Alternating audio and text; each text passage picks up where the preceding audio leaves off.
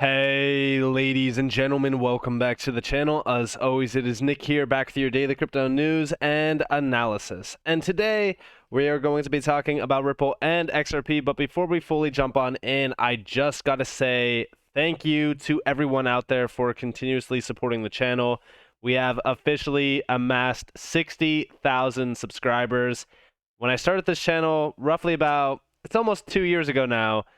I never even thought that we would be at this point. It's insane. I started just making videos for fun, and we still make them for fun, but it's crazy how far we have come. It's crazy how large this community has grown, and I just want to say thank you to everybody out there. Also, Happy New Year's to everyone out there. We are getting to New Year's, and I just want to say it ahead of time in case I do forget or anything like that. So, Happy New Year's to everyone. Happy holidays to everyone. I appreciate the continuous support. So, thank you to everyone out there. I do truly appreciate it. But with that being said, let's dive in and let's start off with this tweet here from Gold Telegraph. So, we do see central banks buy gold at the fastest pace in 55 years. The last monetary reset was 51 years ago. And yes, here's the source for you guys out there, ft.com. Gold buyers binge on the biggest volumes for 55 years. And guess who have been the biggest accumulators out there? China and Russia. I always say, like, focus on the big picture here, on what's happening outside the United States. If you are in the U.S., most of our media is 100% construed. We know this for a fact. We know that a lot of what we were seeing on the media for the last couple, even months, I would say, is extremely illogical just to continue to follow. There's a lot more outside of the blanketed media that we get spewed to on a day-to-day basis, and we really need to focus on what's happening outside of the US. We need to focus on what the BRICS are doing, and I've been trying my best to spotlight what they are doing. I also do think that everyone out there, if you are invested into crypto, I highly suggest checking out gold and silver as well, simply because I do think that physical, cash, and not physical cash, but physical gold and physical items like silver as well are extremely, extremely valuable when we do see monetary resets. And we have been seeing gold being accumulated at a massive rate. And I do think that silver also has an incredible opportunity to gain a ton of ROI because it has underperformed for the last like 5+ years. So I am a buyer of silver heavily. Now also, with that, I do want to share with you guys this thread that Molly Elmore22 posted over on Twitter. I highly suggest you guys go check her out. I think she's almost close to 10K. Yeah. She definitely deserves 10K followers. If you guys do have a Twitter account, I highly suggest go checking her out. She posts a ton of information around digital assets, XRP, blockchain, and all that kind of stuff. But we do see gold buying binge. The last time this level of buying was seen marked a historical turning point for the global monetary reset. In 1967, European central banks bought massive volumes of gold from the US, leading to a run on the price and the collapse of the London Gold Pool 1 of reserves that hastened the eventual demise of the Bretton Woods system that tied the value of the US dollar to the precious metal. Now, we've been focused on Bretton Woods 2 specifically, and we are starting to see that system collapse, which is the dollar and euro system, which basically allows for everything to be moved and traded in the US dollar, mainly because the US dollar is the reserve currency. And we're starting to see the collapse of that. I've been focused on it for very, very long. And here you guys have that article yet again. But yes, focus on the turning point around the monetary system. We are most likely going to see a Black Swan event come out of nowhere because it's unpredictable to even try to, really predict the time frame on a Black Swan event. I would argue that it's going to be within the next 2 years. We're starting to kind of see the build up to it. I mean, the pressure has been on, especially around the Federal Reserve and around the economies of the world. And we're starting to see things kind of spiral out of control. I would argue that it started back in like 2020, and it has been getting to the point of no return lately. So we are focused on that. And I do think that when we look at the Black Swan event, these usually lead to the next evolution of a major turning point for monetary systems as well as monetary value. So when we look at this, I'm focused on what's going to happen next. And we actually do see Molly Elmore posting, if you think Black Swan events are predictable, you may need to read up on the concept. And here we have from Unusual Whales, a Black Swan event will not likely occur in 2023, but there is a possibility. And this is a very weird tweet because they're playing into the possibility of it could happen, but saying that it's not likely to happen in 2023. So it's kind of weird, but they are, essentially unpredictable. So, at some point in time, we will most likely see this. And I do think that it will cause one of the most, I think that this is going to be the worst times around many of these markets, including the stock market, and we'll probably see the worst crash in history, which will be not only a historical time to be a buyer of a lot of stocks, crypto, commodities, all that kind of stuff, which we're kind of starting to see it morph into reality around crypto right now. I mean, there's a lot of great buys out there, but we could 100% go lower. I mean, listen, anything is possible, but I do think that we will see a Black Swan event, and it's going to mark in history the turning point for the monetary system. I think that this will lead to the rollout of the new system, and we actually do see here from Morgan Stanley's chief equity strategist, just said we're looking for an earnings recession that could be as big of a surprise to the market as it was in 2008. Remember when Burry said the same thing back in July? And here we have, adjusted for inflation 2022 first half, S&P 500 down 25 to 26%, and NASDAQ down 34 to 35%. Bitcoin down 64 to 65%. That was multiple compression. Next up, earnings compression, so maybe halfway there. And I do think that we are nearing that bottom point of some of these markets to see a relief, and then what's going to be followed up by that is most likely a massive collapse that will basically overshadow 2008. And I do think that we should definitely focus on this. I think that a lot of people are kind of just blowing this off and saying, yeah, we've heard it many times, but I think that we should prepare for anything to happen. And I'm really kind of preparing for the worst. I do have, like I said, physical gold, physical silver. I do have a ton of crypto, and I also have money on the sidelines waiting for anything to happen. I would argue that, keeping your money in the bank or in a bank account during times like this is probably not the best interest. Having money in physical form and having, that hard money as well, like gold and silver, is a crucial stepping stone to survive a massive crash.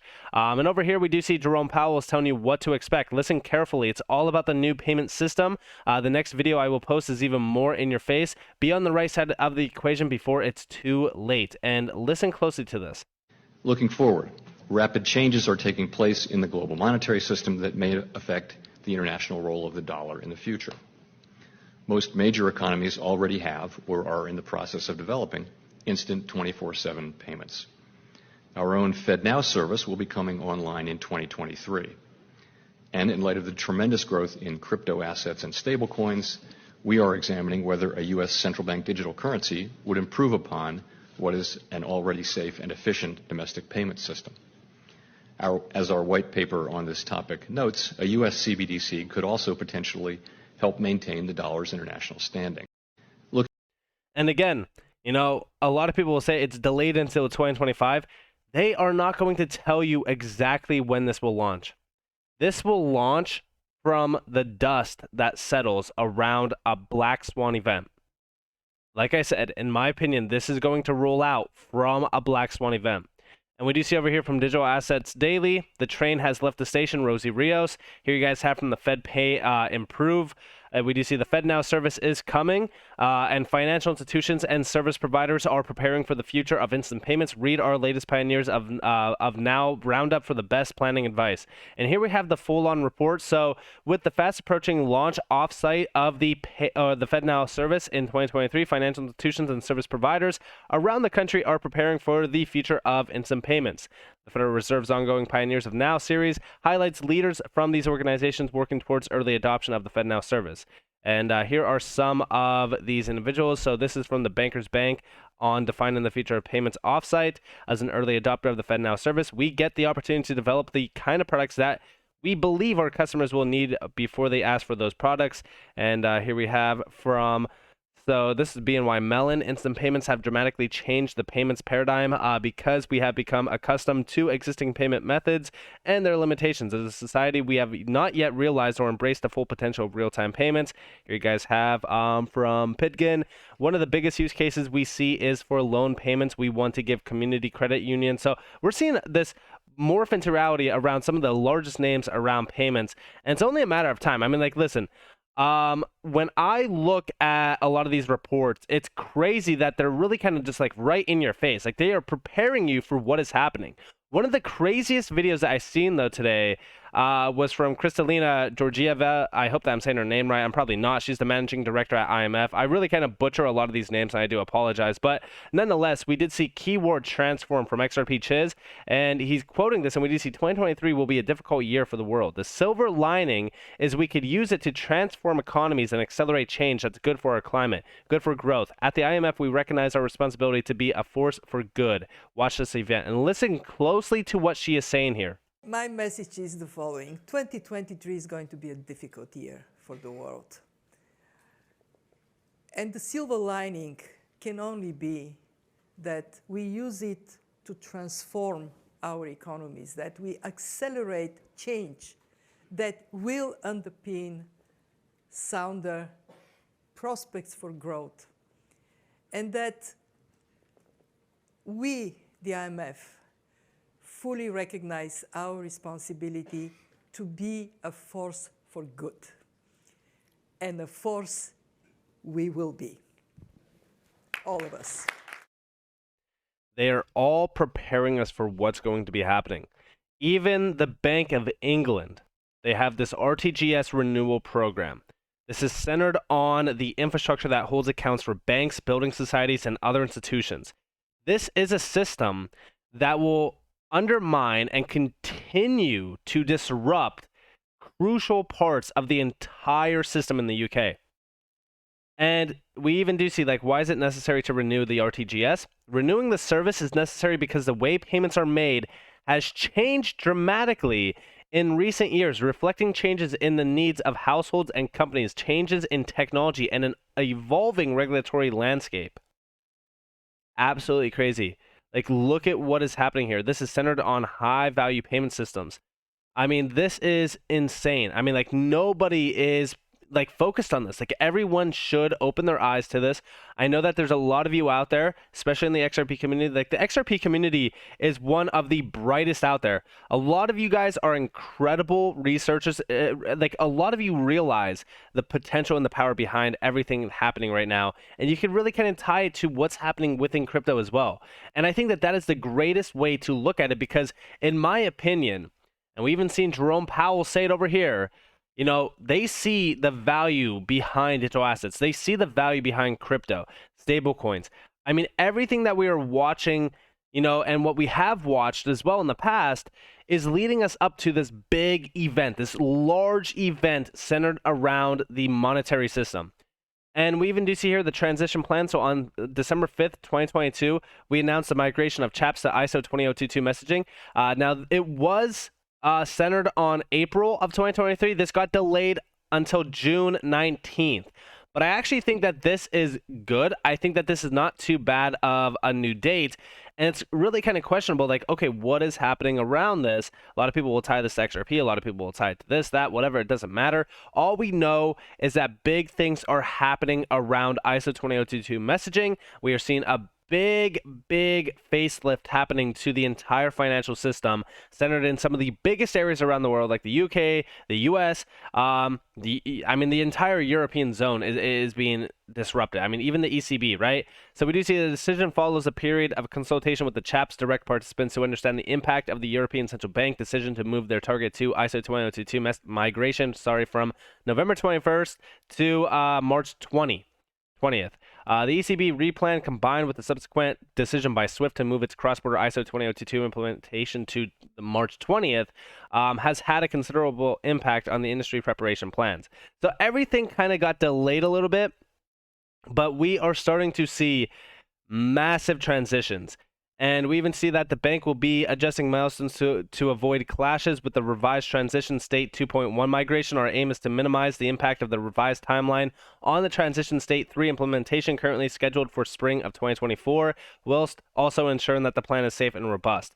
A lot of things are happening around February of this year, as well as a few of these other timeframes like March, as well as June. So pay attention to things happening around these major systems. And yeah, I do think that, like, a lot of people will question, like, do you think that XRP will play a role in this? Yeah, I think that Ripple will play a vital role. I think that we've already started to see Ripple make their name known in these areas. The UK, for an example, we recently just seen the Ripple Swell event take place in the heart of the UK. And it's only a matter of time before these real-time payments, these real-time settlement mechanisms are realized in. Everything is changing. The entire monetary system, as we know it, is changing. And it's happening so fast. And talking about the delay happening here with the RTGS system, it could very well be right in time for these major CBDC wallet prototypes to launch into place. They are preparing CBDCs. They're preparing their CBDC program.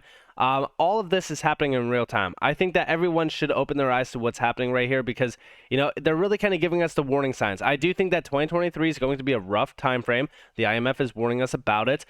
We will most likely see a Black Swan event that will lead to the rollout of the new financial system. And even if we don't see a Black Swan event happen in 2023, it's most likely going to be happening around 2024 to 2025. And what happens next is the evolution of payments and the entire monetary system. So with that being said, I hope that you guys enjoyed this. If you guys did, definitely leave a like, subscribe, to notifications on if you guys want more free content. You guys are more than welcome to follow me on Twitter and join the free Discord down in the description below. As always, up to you all. Have a beautiful day, beautiful night, wherever you guys are in this beautiful world. It's been Nick. Peace out, guys.